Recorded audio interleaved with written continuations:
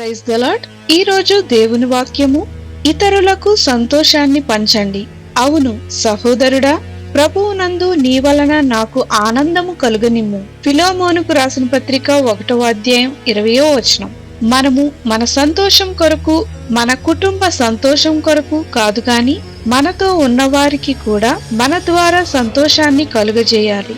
మరీ ముఖ్యంగా మనలను ఆధ్యాత్మికంగా అభివృద్ధిలోకి నడిపిస్తున్నటువంటి మన ఆత్మీయ నాయకులకు దుఃఖము కలుగజేయక మన ద్వారా వారికి సంతోషము కలుగజేయాలి. మన ఆత్మీయ నాయకులు మన వలన దుఃఖపడుతూ సేవ చేస్తూ ఉంటే అది మనకు క్షేమం కాదు. మనము మన ఆత్మీయ నాయకుల పట్ల ఎలా ఉంటున్నాము?